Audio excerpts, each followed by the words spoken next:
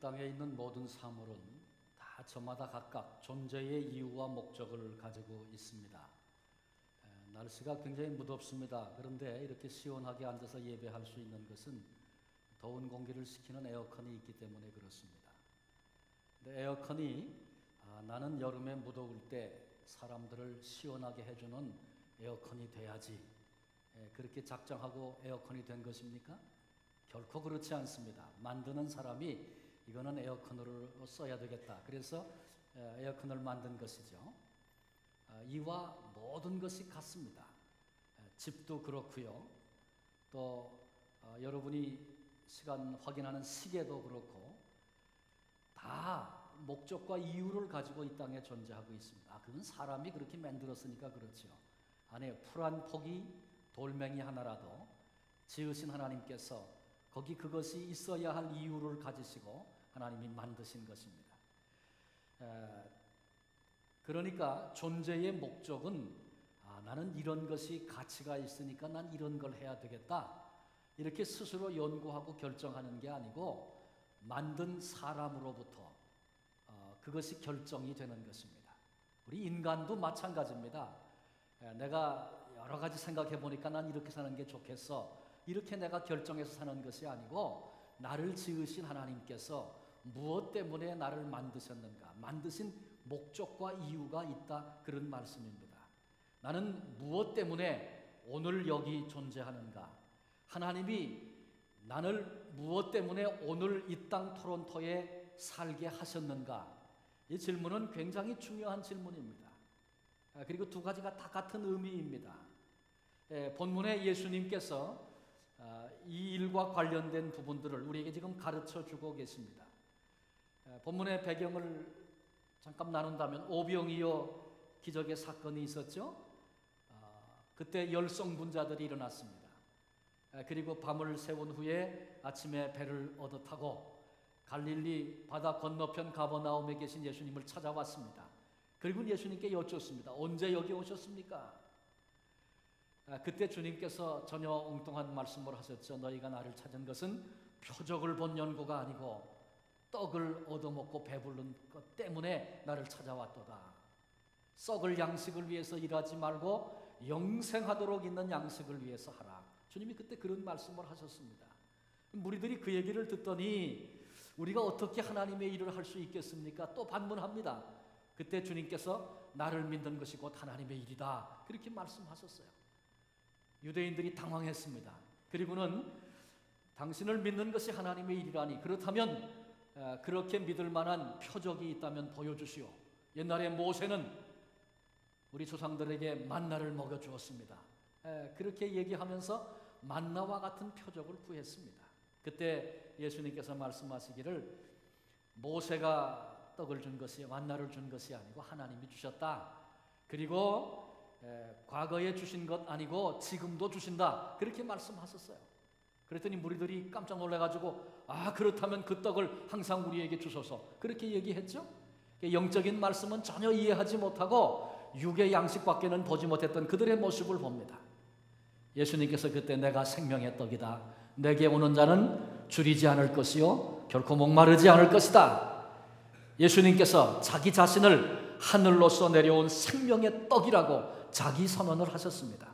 이 얘기를 듣던 무리들이 아니 하늘에서 왔다고? 저가 요셉의 아들인데 그 부모를 우리가 다 아는데 어찌 하늘로부터 왔다고 하는가? 수군수군했습니다. 이때 예수님께서 불신하는 무리들을 바라다 보시면서 안타까워하셨습니다. 나를 보고도 너희가 믿지 아니하는도다. 우리 주님의 탄식이셨습니다. 그러나 아버지께서 내게 주시는 자라면 반드시 내게로 올 것이다. 그리고 내게 오는 자 결코 내가 내어 쫓지 않을 것이다. 주님이 말씀하셨습니다. 그리고 이어서 하신 말씀이 내가 하늘로서 내려온 것은 내가 하고 싶은 내 뜻을 행하기 위한 것이 아니고 나를 보내신 이의 뜻을 행하기 위해서 왔다.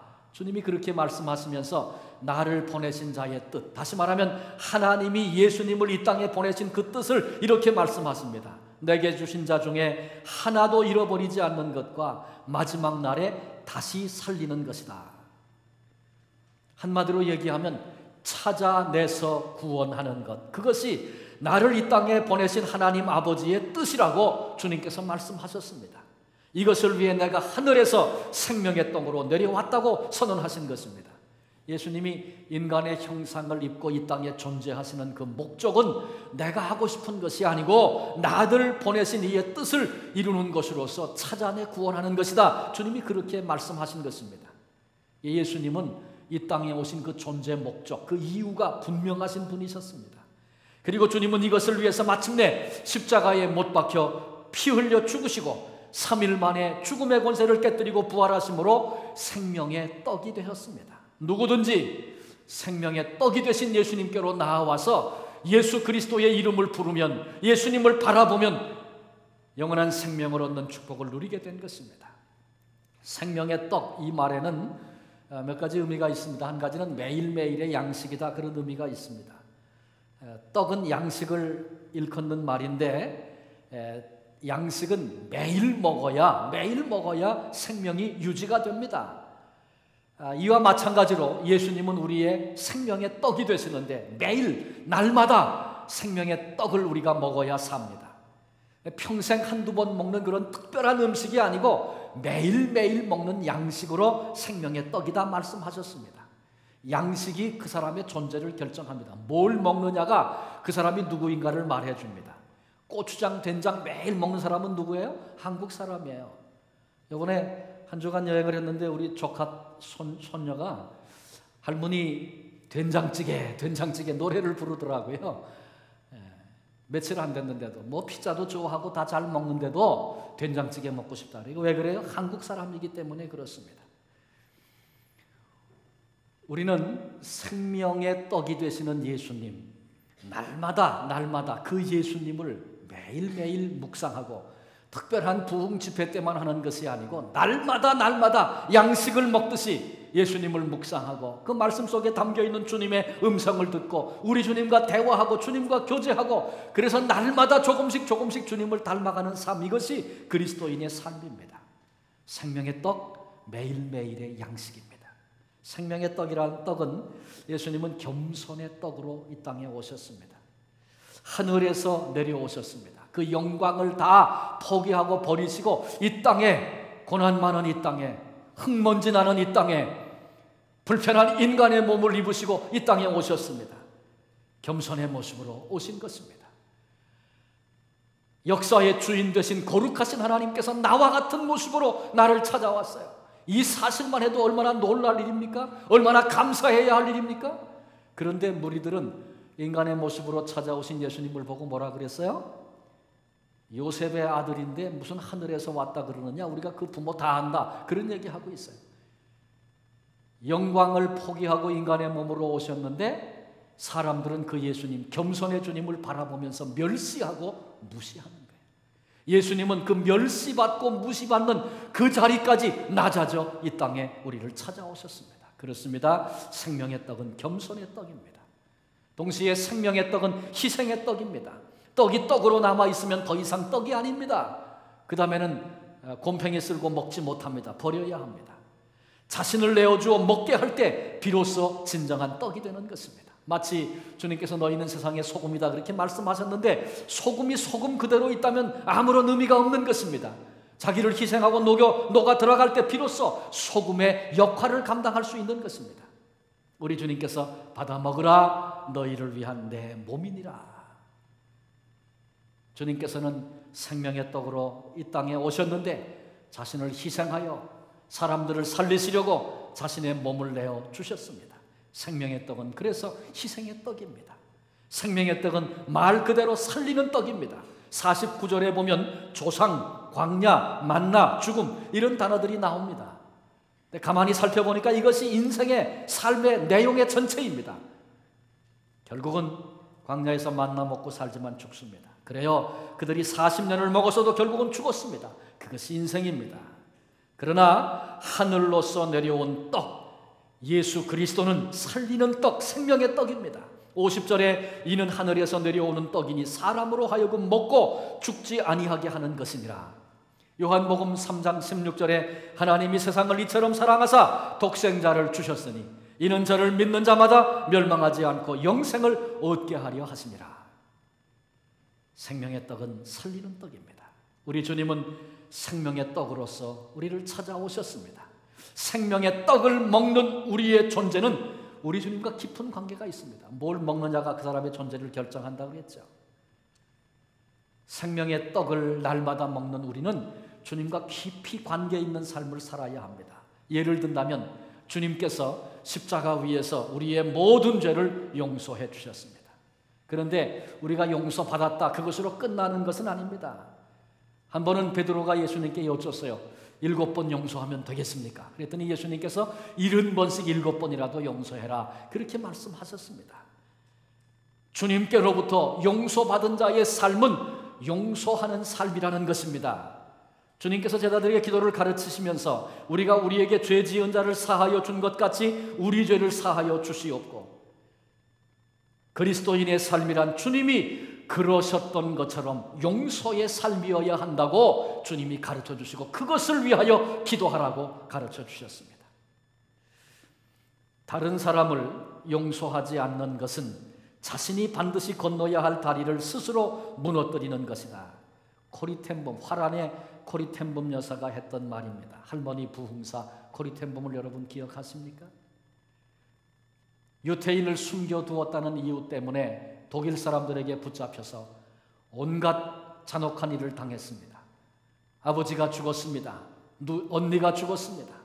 그리고 그녀는 살아남아서 이제 복음을 전하는 증인이 됐는데, 하나님께서 그 마음속에 너는 가서 저 절망에 빠진 독일인들, 범죄하고 그리고 많은 나라에 피해를 입히고 지금은 전쟁에 패해서 절망하고 있는 저 독일 민족에게 가서 복음을 전해라. 그래서 이 코리텐범이 독일 교회를 다니면서 복음을 전하기 시작합니다. 하나님께서 여러분들을 용서하셨습니다. 벌써 받으셨습니다. 용기를 내십시오. 그리고 그렇게 격려했습니다.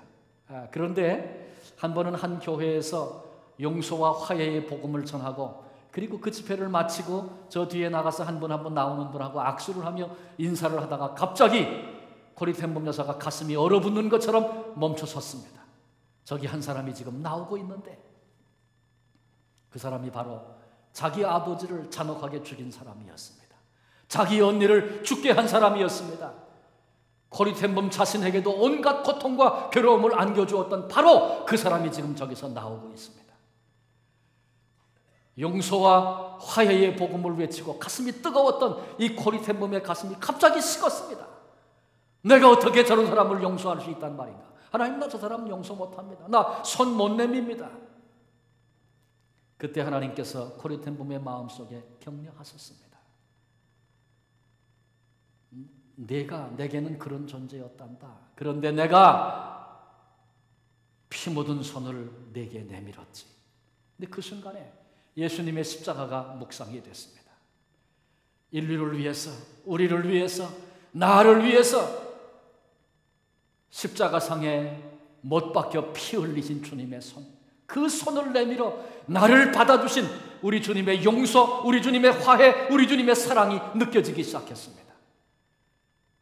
그리고는 결단하고 나오는 그 사람을 향해서 손을 내밀었습니다. 그의 손을 잡는 순간에 그 사람은 눈물을 흘리기 시작했고, 코리텐범의 가슴 속에는 위로부터 임하는 하나님이 주시는 평강이 넘치기 시작했습니다. 코리텐범이 그냥 용서해야 합니다, 그렇게 말한 거 아닙니다. 용서하는 일이 얼마나 고통스럽고 아픈 일이며 결단해야 되는 일인가를 그는 친히 경험했습니다. 아니, 주님께서 그렇게 아파하시면서 나를 용서하였다는 사실을 비로소 알게 된 것입니다. 그 코리텐범이 말합니다. 다른 사람을 용서하지 않는 것은 자신이 반드시 건너야 할 다리를 스스로 무너뜨리는 것이다. 십자가 위에서 저들의 죄를 사하여 주옵소서. 무슨 일을 하는지 몰라서 저들이 그렇습니다. 이런 용서를 받은 우리 마땅히 오늘 용서하며 살아야 하는 것입니다. 에베소 4장 32절에 서로 친절하게 하며 불쌍히 여기며 서로 용서하기를 하나님이 그리스도 안에서 너희를 용서하심과 같이 하라. 그래요. 주님께 용서받은 자는 오늘 용서하며 살아가야 할 사명이 있는 사람들입니다. 이와 똑같이 주님이 찾아내셔서 구원한 그리스도인, 주님께서 찾아내셔서 구원함을 입은 우리 그리스도인들은 우리도 찾아내어 구원의 길로 인도하는 삶을 살아야 할 사명이 우리에게 있습니다. 그 사명이 바로 전도요 선교입니다. 생각해보면 구원에 관한 한 우리가 할 수 있는 일이 아무것도 없다는 사실을 우린 잘 압니다. 구원은 전적으로 하나님의 일입니다. 나 자신이 구원받을 때 내가 할 수 있었던 것이 아무것도 없었어요. 그냥 주신 것 감사로 받았을 뿐입니다.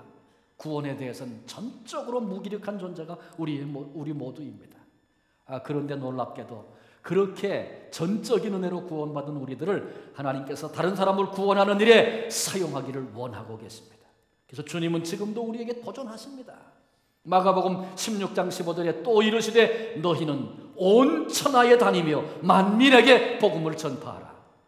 마태복음 28장 19절 20절 그러므로 너희는 가서 모든 족속으로 제자를 삼아 아버지와 아들과 성령의 이름으로 세례를 베풀고 내가 너에게 분부한 모든 것들을 가르쳐 지키게 하라. 볼지어다 내가 세상 끝날까지 너희와 항상 함께 있으리라 하시니라.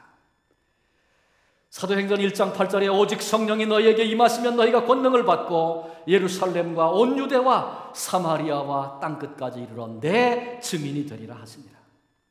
사도 바울은 자신을 늘 빚진 자, 복음의 빚진 자라고 생각했고 그렇게 부르기를 좋아했습니다.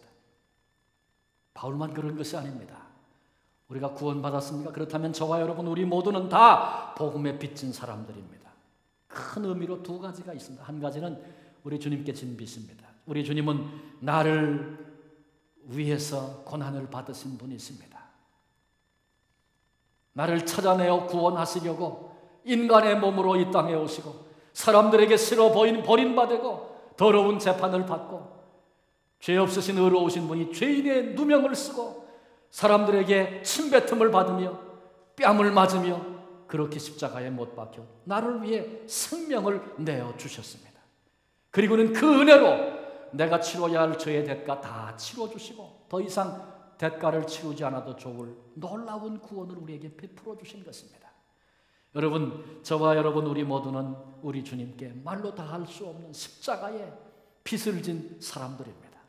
또 뿐만 아니라 또 한 가지 진 빚이 있습니다. 그건 뭐냐 하면 그 십자가의 복음이 내게까지 올 동안에 많은 사람들이 통로로서 희생하고 섬겼기 때문에 그 복음이 내게까지 온 것입니다. 언제든지 하나님은 복음을 흘려보낼 때 사람을 통해서 그 일을 하기를 기뻐하시고 그런 방식으로 일하시는 분이십니다. 내게 복음이 오기까지 많은 사람들이 생명을 걸고 믿음을 지켰습니다. 고난을 받고 어려움을 견디면서 복음을 증거하는 증인으로 살았습니다. 심지어는 순교의 피를 흘리기도 했습니다. 그런 과정을 통과해서 그들이 통로가 돼서 저와 여러분 우리에게 복음이 이르렀고 오늘 우리가 하나님의 구원받은 하나님의 백성이 된 것입니다. 이렇게 복음에 빚진 우리들은 이제 남은 생에 마땅히 복음의 통로로 살아야 합니다. 이것이 처음부터 하나님이 갖고 계신 계획이셨습니다. 창세기 12장에 보면 하나님께서 아브라함을 불러내시죠. 그리고는 아브라함에게 여러 가지 복을 주시겠다고 약속하시고 복 주기를 기뻐하셨습니다. 그런데 하나님이 아브라함에게 그런 축복을 주신 것은 아브라함 한 사람 잘 먹고 너 잘 살아라 그거 위해 주신 것 아니었습니다. 너로 말미암아 열방이 복을 받게 될 것이다. 너로 말미암아 민족들이 복을 받게 될 것이다. 너는 복의 근원이다. 너는 복의 통로다. 하나님이 갖고 계신 계획을 아브라함에게 알려주시면서 그런 꿈을 꾸도록 만드셨습니다. 처음부터 하나님은 열방이 돌아와서 하나님을 예배하는 그런 일들을 기대하시고 그 일에 아브라함을 부르시고 아브라함을 복의 통로로 쓰신 것입니다. 이와 마찬가지입니다. 우리도 그 자리에 지금 부르심을 받아 있다는 사실을 알아야 합니다. 주님께서 나를 찾아내시고 나를 구원하셨습니다. 그리고 이것이 나를 보내신 이의 뜻이라고 하나님의 뜻이라고 나의 존재의 목적이고 내게 주신 사명이라고 주님이 그렇게 말씀하셨습니다. 그 주님께로부터 구속을 받은 저와 여러분 우리에게도 이 사명이 있습니다. 이것 때문에 오늘 우리가 이 땅에 존재하는 것입니다. 찾아 구원해내야 합니다. 이것이 우리를 통해서 하나님이 하고 싶어 하시는 일입니다. 우리가 복의 근원, 복의 통로가 돼서 나로 말미암아 복음을 듣게 될 사람들이 늘어나기를 하나님은 기다리고 계십니다.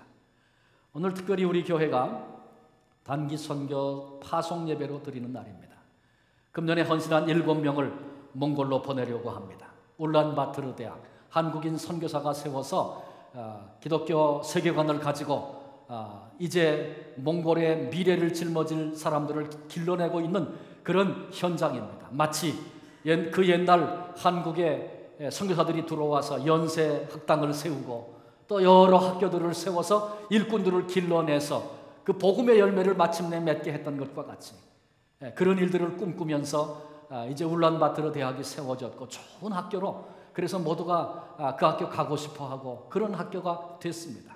그 학교에 가서 이제 영어 캠프합니다. 단순하게 지식적으로 영어를 가르치는 거 아닙니다. 우리 아이들이 비록 어린 아이들이지만 예수 그리스도의 가슴을 가지고 주님이 사랑하는 그들을 주님의 눈으로 바라보면서 영어 한마디를 가르쳐도 그리스도의 가슴을 가지고 가르치게 될 것입니다.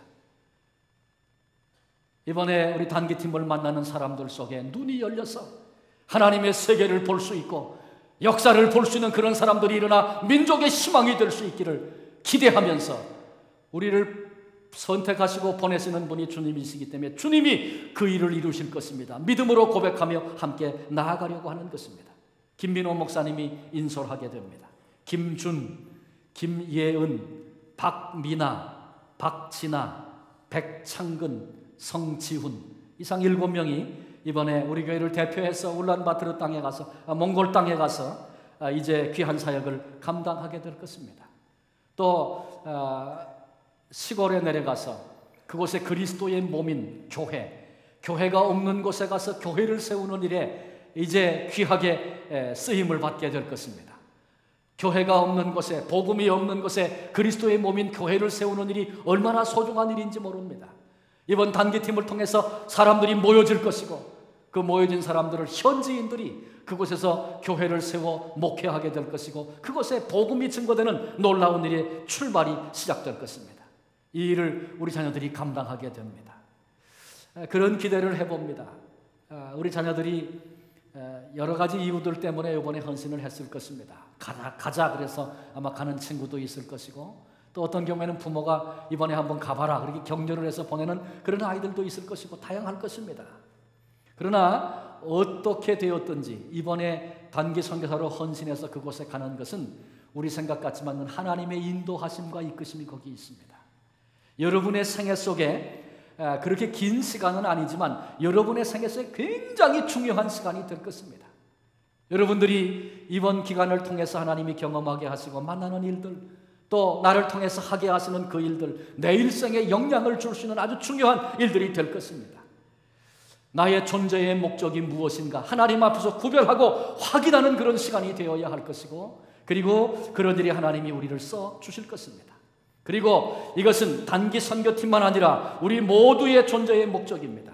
주님께서 우리 모두에게 맡기신 사명입니다. 그래서 아이들을 보내는 일에 재정적인 지원도 하고 바자회도 하고 계속해서 관심 갖고 이름을 불러가며 기도도 해야 하고 사랑의 지원을 하고 헌신을 하는 것은, 이것은 어떤 교회가 프로그램으로 뭘 해보자 그래서 하는 것이 아니고 우리 주님께서 우리에게 맡겨주신, 주님께서 찾아내어 구원해 주신 이 은혜를 입은 사람들 모두에게 맡기신 사명이기 때문에 우리가 이 일 앞에 헌신하는 것입니다. 계속해서 그렇게 할 것입니다. 이 기간 동안에 계속해서 기도할 것이고, 하여간 우리의 온 마음을 여기에 쏟아 부어야 할 것입니다. 한 교회에서 선교 대회를 했습니다. 마지막 날, 마지막 시간에 성찬식이 이제 시작이 됩니다. 많은 거기 모였던 성도들이 선교사의 마지막 도전의 말씀을 조용히 지금 묵상하고 있습니다. 마지막 말씀 이런 것이었습니다. 모든 그리스도인은 세계를 품은 그리스도인이 되어야 합니다. 그리스도를 따르는 모든 사람은 반드시 이 질문에 응답해야 합니다.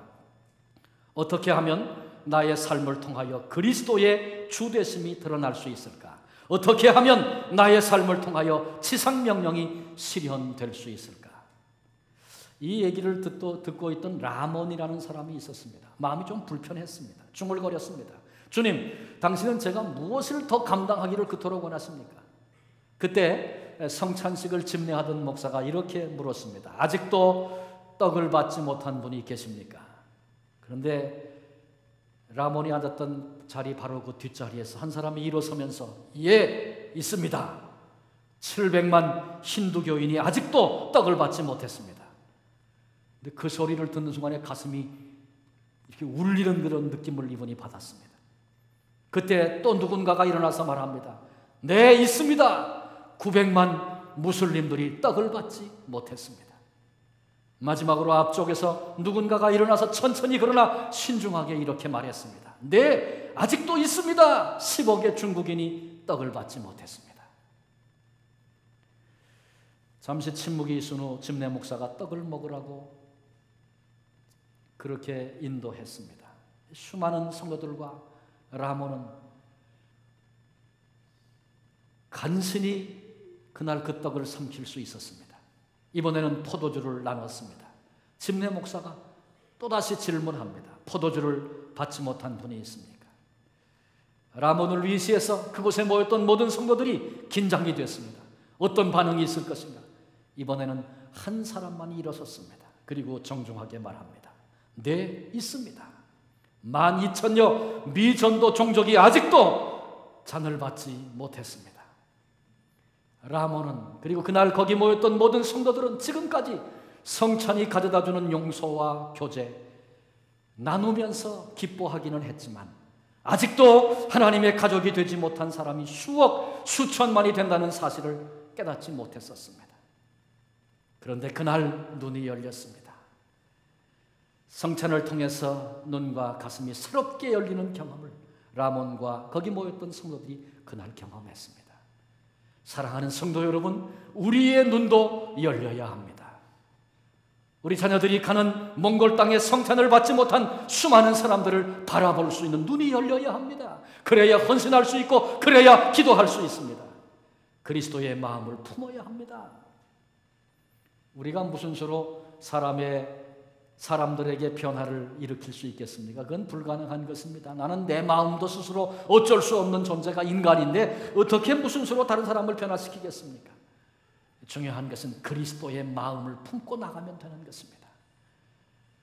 생명의 떡으로 겸손하게 이 땅에 오셔서 희생하신 우리 주님, 십자가에 죽으셨고 누구든지 와서 이 생명의 떡을 먹어라. 다시는 목마르지 않고 다시는 줄이지 아니하리라 말씀하시면서 은혜가 이미 왔는데도 알지 못해 죽어가는 수많은 영혼들을 향해서 지금 이 순간에도 안타까워하시는 그리스도의 마음을 품고 그 가슴으로 나아가기만 하면 하나님께서 생명의 떡을 나눌 사람들을 붙여주실 것입니다.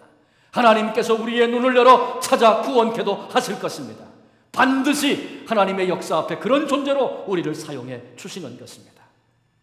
이번 여름 단기 선교로 나가는 7명의 선교팀 여러분들은 가는 선교사입니다. 우리 교회를 대표해서 갑니다. 가서 복음을 위해서 헌신하시고 마음껏 일하십시오. 하나님께서 생명의 떡을 나눌 사람들을 붙여주심을 기대하십시오. 만나게 하실 것입니다. 그 귀한 사명을 감당하게 하실 것입니다. 또 동시에 우리 온 교회, 우리는 보내는 선교사로 이들을 위해서 기도하고 또 마음을 쏟아 부어주고 격려해 주어야 할 것입니다. 우리 모두 이 땅에 우리를 두신 존재 목적 확인하고 오늘을 살아야 합니다. 그 얘기는 여러 번 말씀드립니다. 다 생업을 다 접어두고 선교사가 되자 그런 얘기 아니라 그랬죠? 우리가 사역해야 하는 사역의 현장은 여러 가지가 있다고 말씀을 이미 드렸습니다. 내가 일하는 삶의 현장에서 그리스도의 가슴을 가지고 나로 여기서 일하게 하시는 이유가 무엇일까 확인하면서 붙여주시고 만나는 사람들, 하나님이 생명의 떡을 나누라고 붙여주셨는데 생명의 떡을 나눌 관심은 전혀 갖지 못한 채 그렇게 날마다 그냥 돌려보내고만 있다면 얼마나 주님이 마음 아파하시겠습니까? 우리의 눈이 열려져서 나의 삶의 자리에서 귀한 사역 감당하며 이 땅에 두신 존재의 목적 부여잡고 우리 주님이 그러셨던 것처럼 내가 좋아하는 것, 내가 원하는 것 하고 사는 것이 아니라 나를 보내신 이의 뜻을 행하는 것이다. 곧 그것은 찾아 구원하는 것이다. 주님 그렇게 말씀하셨는데 우리도 그 주님을 닮아 그렇게 남은 생에 살 수 있는 사명의 사람들 되어지시기를 주님의 이름으로 축원합니다. 기도하시겠습니다.